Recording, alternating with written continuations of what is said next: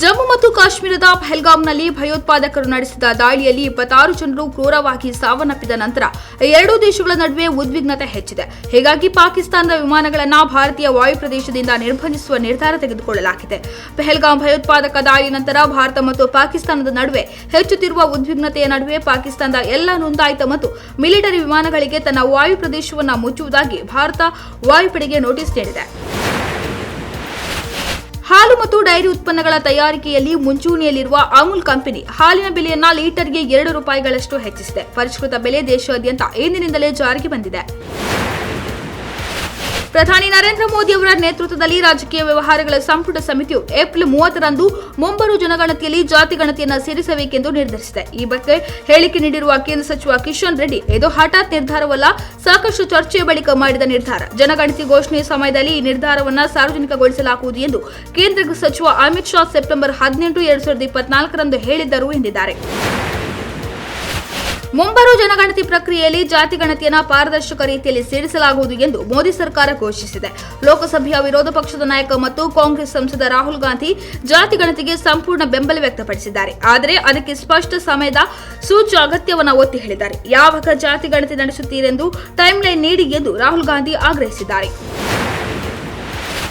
ಕಳೆದ ವಾರ 26 ಜನರನ್ನ ಬಲಿ ತೆಗೆದುಕೊಂಡ ಪಹಲ್ಗಾಮ್ ಭಯೋತ್ಪಾದಕ ದಾಳಿಗೆ ಭಾರತೀಯ ಸೇನೆ ಪ್ರತೀಕಾರ ತೀರಿಸಿಕೊಳ್ಳುವ ಸಾಧ್ಯತೆ ಮತ್ತು ನಿರೀಕ್ಷೆ ಇದೆ.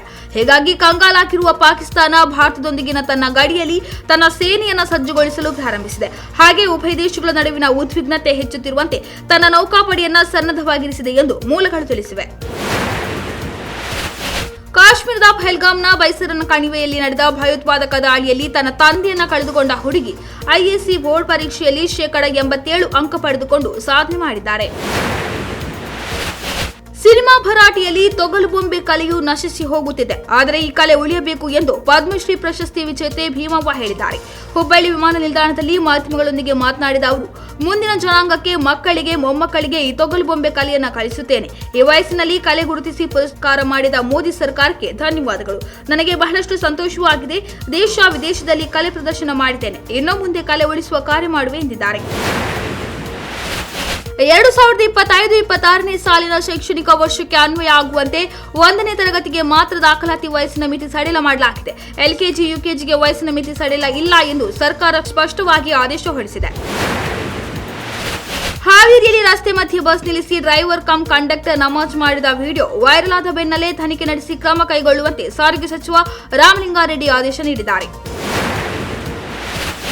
ಬಿಯರ್ ಮೇಲಿನ ಅಬಕಾರಿ ಸುಂಕವನ್ನ 195ರಿಂದ 205% ಹೆಚ್ಚಿಸುವ ಬಗ್ಗೆ ಸರ್ಕಾರ ಕರಡು ಅಧಿಸೂಚನೆ ಪ್ರಕಟಿಸಿದೆ. ಇದಕ್ಕೆ ವಾರದೊಳಗೆ ಆಕ್ಷೇಪಣೆ ಸಲ್ಲಿಸಲು ಸಾರ್ವಜನಿಕರಿಗೆ ಅವಕಾಶ ನೀಡಲಾಗಿದೆ. ಬ್ರ್ಯಾಂಡಿ, ವಿಸ್ಕಿ, ರಮ್, ಜಿನ್ಗಳ ದರವನ್ನು ಪ್ರತಿ ಕ್ವಾರ್ಟರ್ಗೆ ₹10ರಿಂದ ₹15ವರೆಗೆ ಹೆಚ್ಚಿಸಲು ನಿರ್ಧರಿಸಲಾಗಿದೆ. ಅಲ್ಲದೆ ಬಿಯರ್ ದರವನ್ನು ₹10ರಿಂದ ₹20ವರೆಗೆ ಹೆಚ್ಚಿಸಲು ತೀರ್ಮಾನಿಸಲಾಗಿದೆ. ಇಂಡಿಯನ್ ಪ್ರೀಮಿಯರ್ ಲೀಗ್ನ ದಿನ ಕಳೆದಂತೆ ರೋಚಕತೆ ಹೆಚ್ಚುತ್ತಿದೆ. ಈಗ ತಂಡಗಳು ಪ್ಲೇ ಆಫ್ ಮೇಲೆ ಚಿತ್ತವನ್ನು ನೆಟ್ಟಿವೆ. ಗುರುವಾರ ಪ್ರಸಕ್ತ ಐಪಿಎಲ್ನ ಹೈ ವೋಲ್ಟೇಜ್ ಪಂದ್ಯದಲ್ಲಿ ಮಾಜಿ ಚಾಂಪಿಯನ್ಸ್ ರಾಜಸ್ಥಾನ ರಾಯಲ್ಸ್ ಹಾಗೂ ದಾಖಲೆಯ ಚಾಂಪಿಯನ್ಸ್ ಮುಂಬೈ ಇಂಡಿಯನ್ಸ್ ತಂಡಗಳು ಕಣಕ್ಕಿಳಿಯಲಿವೆ. ಉಭಯ ತಂಡಗಳಿಗೂ ಈ ಪಂದ್ಯ ಮಹತ್ವದಾಗಿದ್ದು ಗೆಲುವಿನ ಕನಸು ಕಾಣುತ್ತಿದೆ.